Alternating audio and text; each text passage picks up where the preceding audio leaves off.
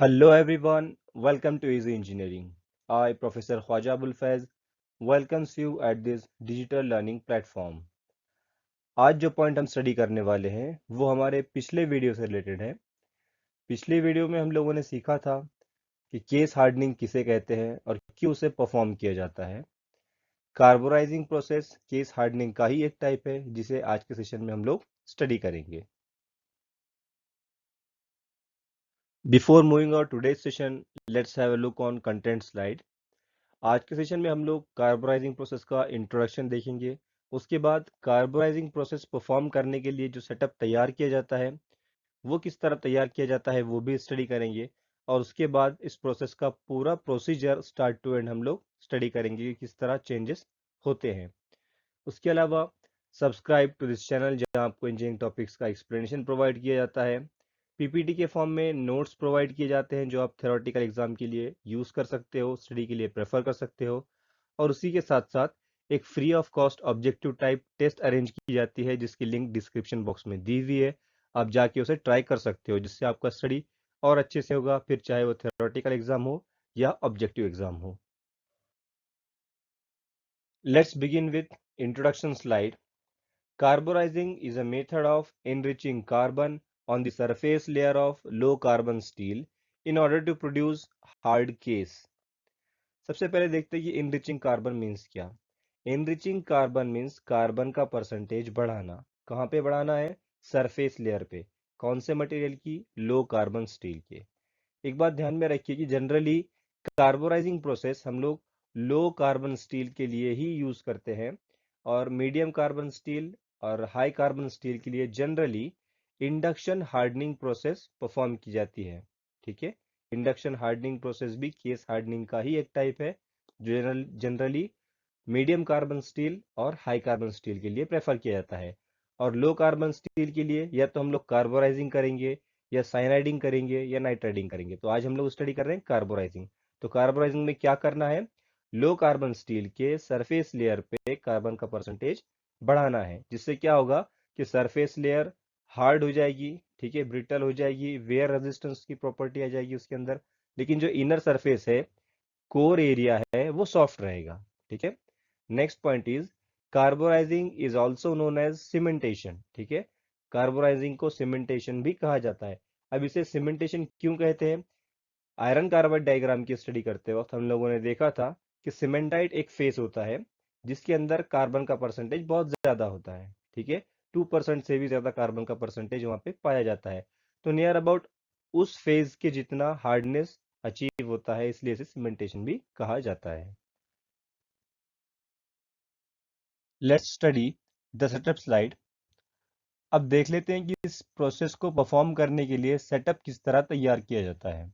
Very first point is roughly the machine parts of low carbon steel are packed with carburizing mixture in steel box shown in figure. ये outer जो box है this is nothing but still box.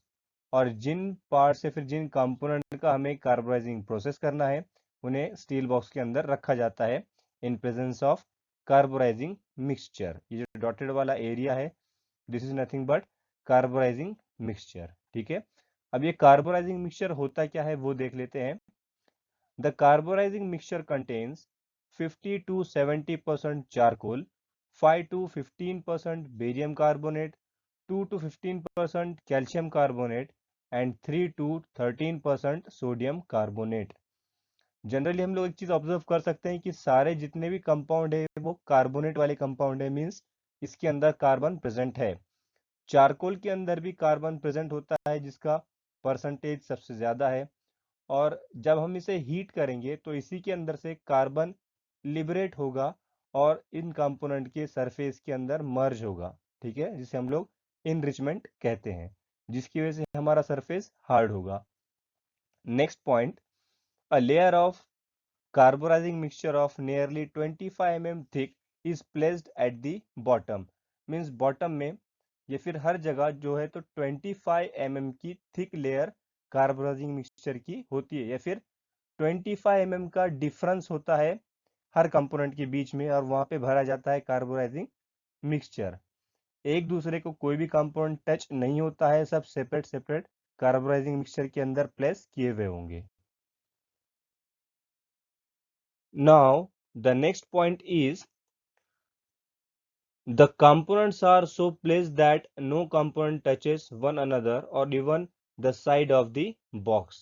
Means हर एक component को इस तरह place किया जाता है कि वो ना तो एक दूसरे को टच करता है और ना ही स्टील के बॉक्स को टच करता है। मींस हर एक कंपोनेंट 100% सराउंडेड होगा कार्बोराइजिंग मिक्सचर से, ना वो एक दूसरे कंपाउंड को टच करेगा और ना ही बॉक्स को टच करेगा। Next point is the box is covered and the lid tightly sealed with fire clay to avoid the entry or escape of gases.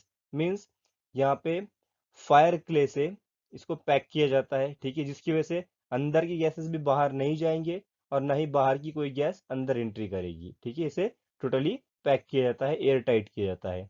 Last point is the portion which is not to be case hardened is protected by electroplating on the surface which does not absorb the carbon. Okay, यहाँ पे क्या कहा गया है कि ऐसा surface जिसे मुझे हार्ड नहीं करना है, फॉर एग्जांपल इस कंपोनेंट के मुझे 3 साइड हार्ड करने हैं, ऊपर वाला साइड हार्ड नहीं करना है, ठीक है, वहां पे कार्बन का परसेंटेज नहीं बढ़ाना है, तो उस साइड के ऊपर मैं करूंगा इलेक्ट्रोप्लेटिंग, ठीक है। अगर एक किसी साइड को हमें हार्ड नहीं करना है तो वहां पे हमें इलेक्ट्रोप्लेटिंग करना पड़ता है, ठीक है, जिसकी वजह से क्या होगा कि वहां पे कार्बन एब्जॉर्ब नहीं होगा और इसी वजह से वहां का हार्डनेस भी नहीं बढ़ेगा। अब देख लेते हैं कि कार्बोनाइजिंग प्रोसेस किस तरह परफॉर्म की जाती है, कौन कौन सी बातों का ध्यान रखना होता है और किस तरह से चेंजेस ऑकर होते हैं कंपोनेंट के अंदर। So very first point is the boxes are placed in furnace and heated to a temperature of 900 to 980 degree Celsius for 6 to 8 hours. Means जितने भी बॉक्सेस हम लोगों ने तैयार किए हुए हैं कार्बोनाइजिंग के लिए, वो सारे बॉक्सेस हम लोग प्लेस कर देंगे फर्नेस के अंदर, ठीक है, और उसे हम लोग 900 से 980 डिग्री सेल्सियस तक हीट करेंगे फॉर 6 to 8 आवर्स। ओके, तो पिछले स्लाइड में हम लोगों ने देखा था कि carbonizing process generally low carbon steel पे ही परफॉर्म की जाती है। तो लो कार्बन स्टील जैसे ही 900 डिग्री सेल्सियस तक पहुंच जाएगा तो उसका फेज चेंज होके वो हो जाएगा ऑस्टेनाइट फेज, ठीक है। ऑस्टेनाइट फेज जो कि आयरन कार्बाइड डायग्राम की स्टडी करते वक्त हम लोगों ने देखा था, तो ये उस फेज के अंदर ट्रांसफॉर्म होगा, ठीक है। Next point is temperature and time of heating depends upon the depth of case required. Means जितना थिक या फिर जितना ज्यादा थिक हमें केस को हार्डन करना होगा या सरफेस को हार्डन करना होगा, उतना ज्यादा टाइम तक हम लोगों को मटेरियल या फिर कंपोनेंट हीट करने होंगे, ठीक है। डेप्थ ऑफ हार्डनेस जितना ज्यादा चाहिए होगा उतना ज्यादा टाइम हमें उसे हीट करना पड़ेगा, ठीक है। Now next point is after heating, the box is allowed to cool along with components inside the furnace. Okay. Heat करने के बाद 900 से 980 डिग्री सेल्सियस तक हीट करने के बाद हम लोग उसे फर्नेस के अंदर ही छोड़ देते हैं ठंडा होने के लिए, ठीक है। कोई एक्स्ट्रा एयर या फिर एक्स्ट्रा फैन वगैरह कोई कुछ भी अप्लाई नहीं करेंगे, नेचुरल कूलिंग होगी इसमें। ना ही एयर कूलिंग है, ना वाटर कूलिंग है और ना ही ऑयल कूलिंग है इसमें। नेचुरली हम लोग क्या करते हैं, फर्नेस बंद कर देते हैं और उसे कूल होने के लिए छोड़ देते हैं, ठीक है। अब इसके अंदर पूरा दिन भी लग सकता है या 2 दिन भी लग सकते हैं, ठीक है।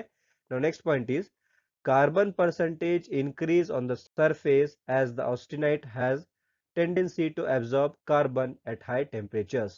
अब इस पॉइंट को हम लोग एक डायग्राम के जरिए समझ लेते हैं कि जनरली हम लोगों ने स्टडी किया था कि नॉर्मल टेम्परेचर पे लो कार्बन स्टील के जो स्ट्रक्चर होता है या फिर क्यूबिक स्ट्रक्चर होता है वो होता है बीसीसी, ठीक है, बॉडी सेंटर्ड क्यूबिक, ठीक है। मीन्स इसके क्यूब के सेंटर में एक एटम होगा और हर एक कॉर्नर के ऊपर एक एक एटम प्लेस होगा। तो टोटल इस तरह से 9 एटम्स इसमें होते हैं लो कार्बन स्टील पे नॉर्मल टेम्परेचर में। बट जैसे जैसे हम इसे हीट करते जाएंगे, ठीक है, तो इसका ट्रांसफॉर्मेशन होगा ऑस्टेनाइट में और क्यूबिक स्ट्रक्चर चेंज होके हो जाएगा face centred cubic means FCC. पहले बीसीसी था, हीट करने के बाद ऑस्टेनाइट रीजन के अंदर जाने के बाद हो गया FCC means face centred cubic. तो पहले बॉडी के सेंटर में एक एटम था, अब हर एक फेस के ऊपर एक एक एटम आ गया। तो यहाँ पे हम लोग देख सकते हैं कि इसका नंबर ऑफ काउंट बढ़ गया। पहले टोटल 9 एटम्स थे एक क्यूब के अंदर और अब हो गया है टोटल 14 एटम्स।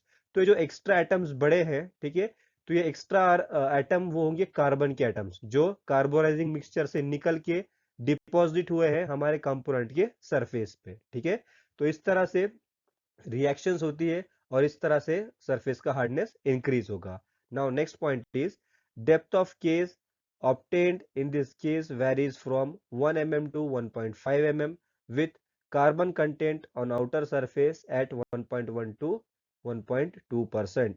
मीन्स ऐसा कोई भी अगर एप्लीकेशन होगा कि जहां पे हमें किसी भी कंपोनेंट की सरफेस को 1 mm तक या फिर 1.5 mm तक हार्ड करना होगा, तो ऐसे एप्लीकेशन की जगह पे हम लोग कार्बोनाइजिंग प्रोसेस परफॉर्म कर सकते हैं। और इसके अंदर सरफेस के ऊपर कार्बन जो डिपॉजिट होगा वो या तो 1.1% होगा या फिर 1.2%, और मोर देन 1% कार्बन डिपॉजिट होता है कंपोनेंट के सरफेस पे, ठीक है।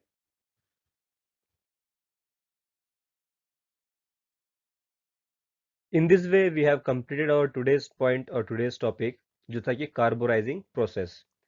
अगर आपको एग्जाम के अंदर क्वेश्चन आता है कि डिफाइंड केस हार्डनिंग और surface hardening and explain any one type of it, तो आप लोगों को सिंपली ये करना है कि केस हार्डनिंग का डेफिनेशन जो हम पिछले वीडियो के अंदर देख चुके हैं उसे लिखना है, और कार्बोनाइजिंग प्रोसेस डिफाइन कर देनी है, या फिर पूरा एक्सप्लेन करना है, सेटअप, प्रोसीजर एंड डायग्राम। या फिर कभी कभी ऐसा भी क्वेश्चन आ सकता है कि एक्सप्लेन कार्बोनाइजिंग प्रोसेस, ओके। तो डायग्राम, सेटअप एंड प्रोसेस, इन तीनों पॉइंट का यूज करके आप लोगों को पूरा प्रोसीजर एक्सप्लेन करना है, जिससे कि आपको आउट ऑफ मार्क्स मिल सकते हैं। आज के लेक्चर में किसी को कोई पॉइंट नहीं समझ में आया हो, या कोई क्यूरी या क्वेश्चन हो या सजेशन हो, तो कमेंट बॉक्स में लिख सकता है। Thank you, thanks for the watching.